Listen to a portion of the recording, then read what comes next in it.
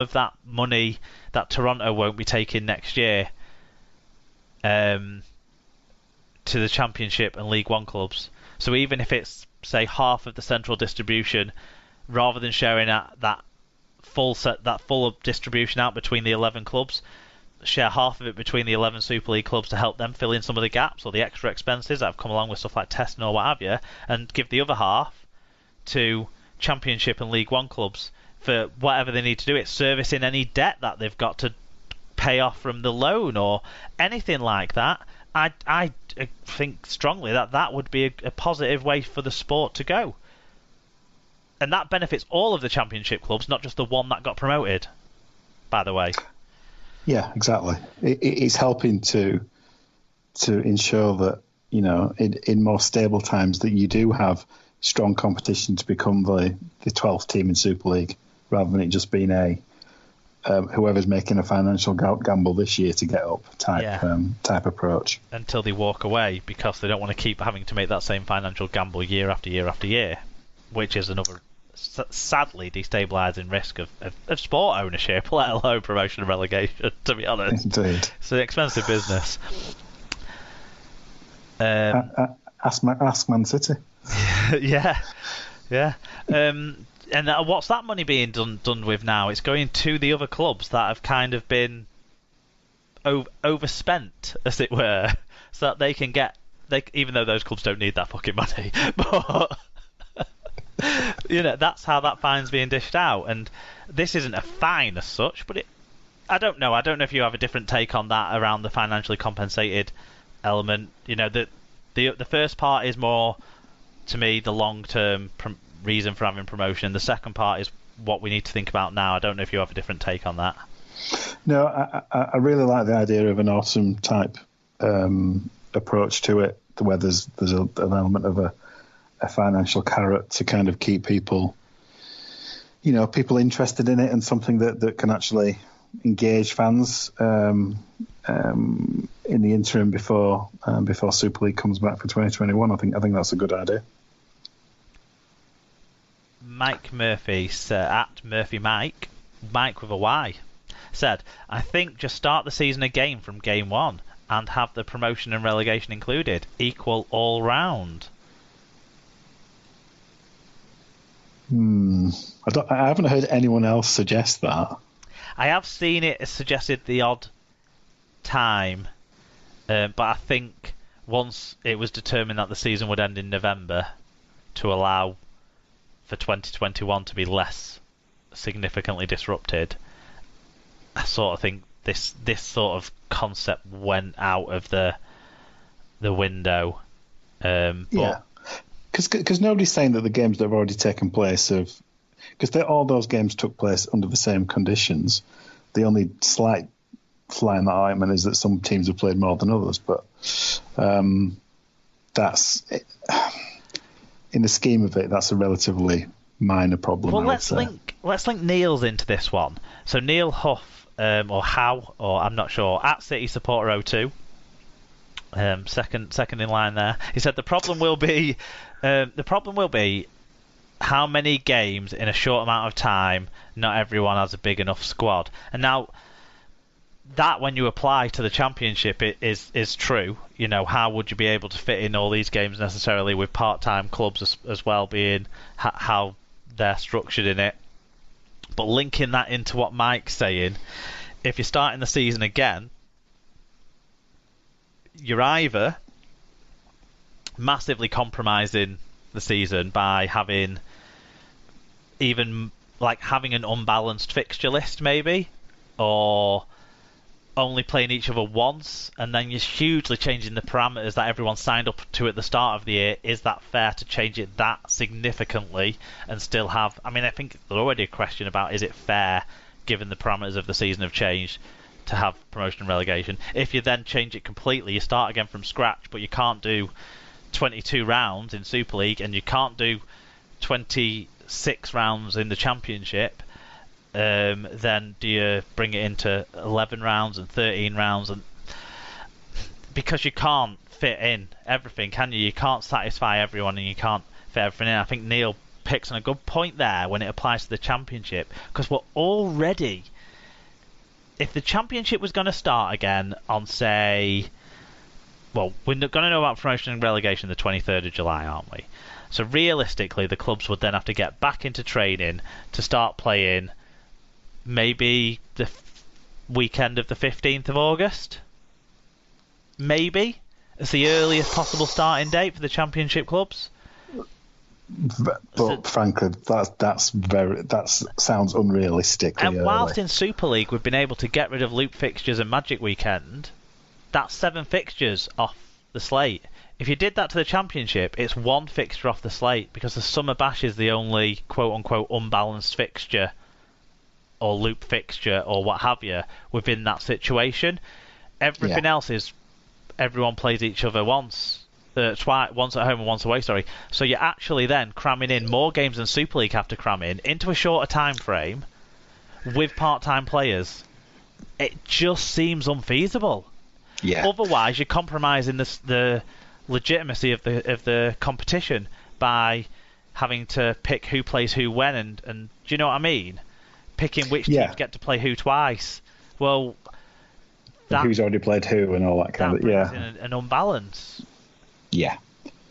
This is the thing, that it's very easy to look at the no relegation as being for the benefit of the Super League, the incumbent Super League teams, but actually I think there's a strong argument that it is ultimately for the benefit of the Championship teams as well, and the health and well-being of those players who are trying to put their bodies on the line. And you have to balance out statements from people like Oldham's chairman versus statements from people like Featherstone's chairman, because they're both in the same competition. Yeah, exactly. So they both have equal validity of input into that decision. Yes, because if an Oldham team is just picking on them particularly, if an Oldham team is unable to fulfil their fixtures because of the kind of things that Neil's talking about, then the entire kind of castle falls down, doesn't it? Because one team is unable to do it. Danny at Danny19 Hardy also got him with the comment 2 up to get rid of the loop fixtures. The more and more we talk through it, the less and less convinced I am that a championship competition can be formed that is fair and reasonable to all participants, that can then justify them being promoted in 2020. It just doesn't feel like we've got the time. Or the resource. I would say. Or the resource. Or the, well, yeah. Yeah, as time goes on. Cooperation. Yes, unfortunately.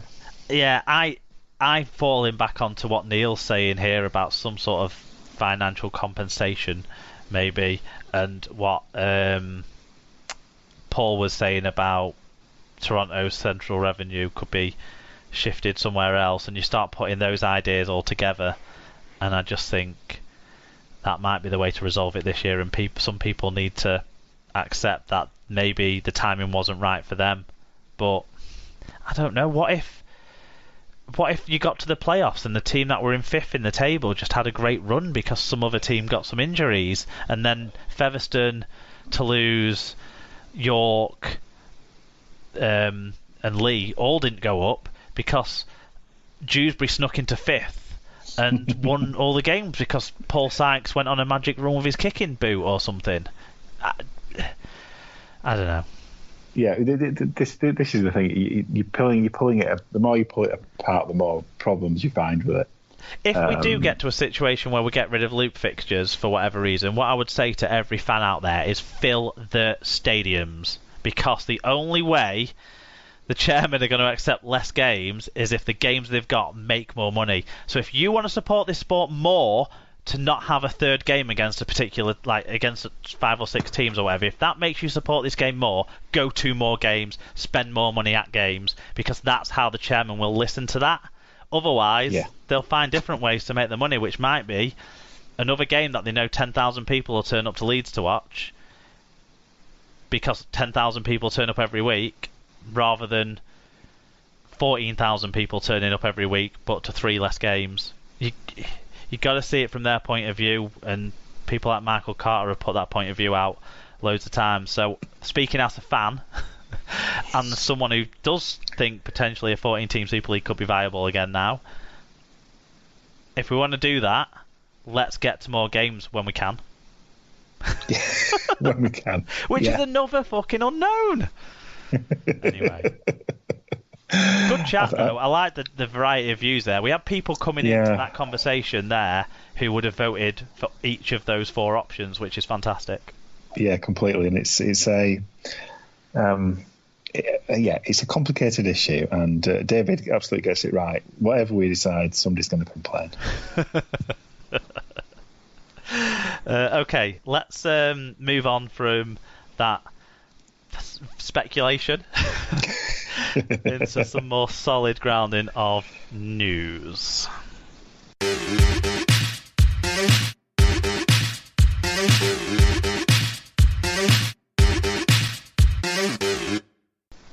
So moving on to the news now, and the first story is the RFL has issued warnings to individuals found to have breached the RFL's social media policy. The London Squall's coach Jermaine Coleman expressed concerns about the nature of posts and comments made by people connected to the sport in response to the Black Lives Matter movement. The RFL statement said, the RFL's compliance manager investigated whether the posts breached the RFL operational rules, including whether they brought the game into disrepute and whether they included any unacceptable language, including language based on an individual's ethnic origin, or the RFL's social media policy. This included contacting the 4 individuals whose comments were highlighted to seek their explanations.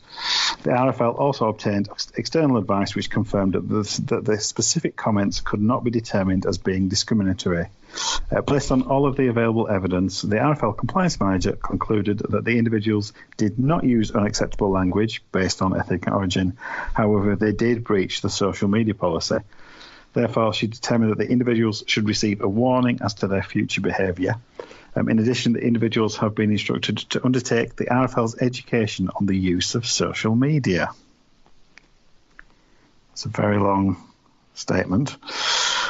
Unfortunately, didn't include any operational rules to read out though, so that's that's a blessing in disguise.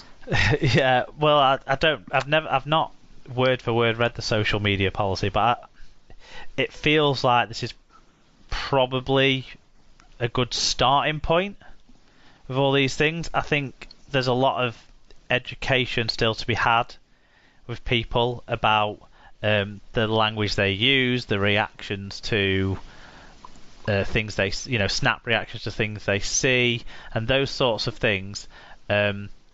Because well-meaning people get things wrong, so. Or also people who don't have bad intentions but maybe have a misunderstanding of circumstances, get things wrong.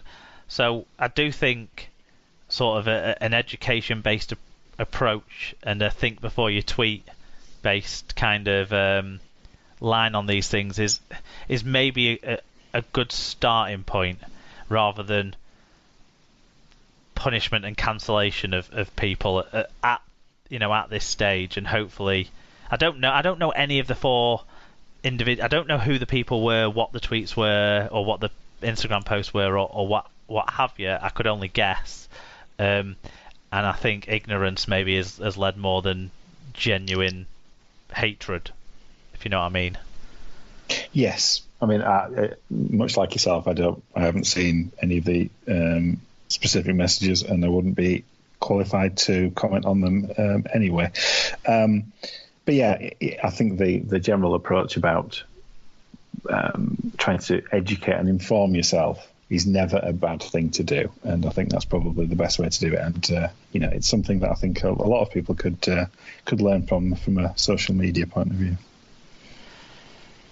Hopefully, we see things moving in a positive direction rather than of understanding and that sort of stuff, rather than a stronger backlash to people feeling censored or whatever it is. I don't think the social media policy is about censorship. I think it's about respect and that sort of thing. Yep. The next news story is that Wigan Warriors Rugby League club has expressed their interest in buying Wigan Athletic Football Club, who are currently in administration. Rugby club owner Ian Lenigan